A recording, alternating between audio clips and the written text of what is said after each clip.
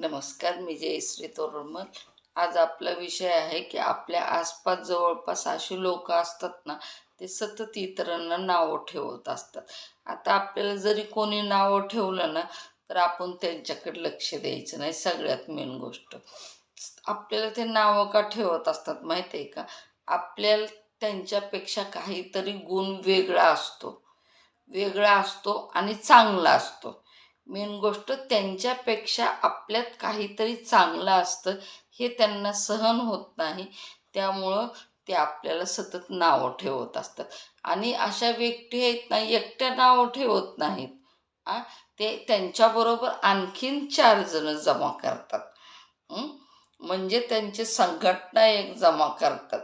आ 4-5 जणांचे एकट्याने जर एखादी व्यक्ती जर ऐकत नसेल त्याने नावं ठेवून, तर त्या व्यक्तीच्या विषयी वाईट सांगून, वाईट बोलून अजून इतर 4 जण जमा करणार आणि ते 4 जण मिळून त्या व्यक्तीला नावं ठेवणार. ती किती वाईट आहे ही सतत त्याला कोणाला तरी सांगत बसणार. ती किती वाईट आहे, ती किती त्रास देते, ती किती काय करते किंवा तो किती काय करतो, सतत आपल्याविषयी वाईट दुसऱ्यांना सांगत बसायचं. ह्या व्यक्ती असं का करतात बरं? ह्या व्यक्ती याच्यामुळं असं करतात की जो व्यक्ती म्हणजे जो ज्याला एकट्याला टाकतात ना, एकतर तो खरं बोलणार असतो. हं? आणि तो स्वावलंबी असतो आणि खरं बोलणार असतो.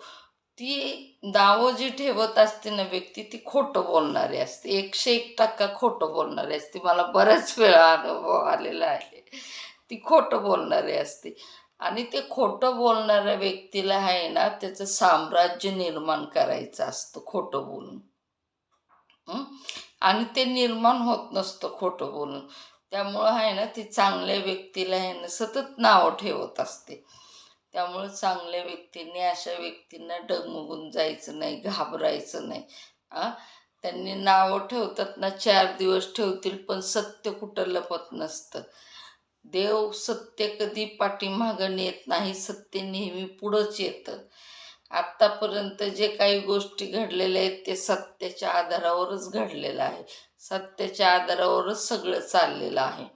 काय, जरी 4 दिवस आपल्याला त्रास होत असला, दुःख असलं, आ, तरी उद्या आहेत ना, ते त्यांच्या कर्माची फळं त्यांना भोगावीच लागणार आहेत. चांगल्या व्यक्तीला त्रास देणाऱ्या व्यक्ती कधीही सुखी राहत नाहीत. जेवढा तुम्ही चांगल्या व्यक्तीला त्रास द्याल, त्याचं डबल दुःख तुम्हाला नंतर मिळणार असतं. हं? अशा व्यक्ती काय करत असतात, खोटं बोलून, काहीतरी वेगळं वागून त्यांना त्यांचं साम्राज्य निर्माण करायचं असतं. म्हणून ते आहेत ना, चांगल्या व्यक्तीला त्यांच्यापासून लांब करायचं असतं त्यांना. अं? पण तुम्हाला जर चांगल्या व्यक्तीला जर लांब करायचं असलं, तर असं कोणाला नावं ठेवून लांब करायचं नाही.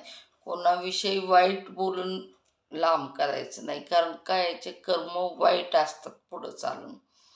काय, आणि ज्याला चांगले कर्म करून घ्यायचे आहेत ना आपले, त्यामुळं अशा घातक व्यक्तींकडनं, असे आपल्याला नावं ठेवणाऱ्या व्यक्तींपासून आपण नेहमी लांब राहायचं.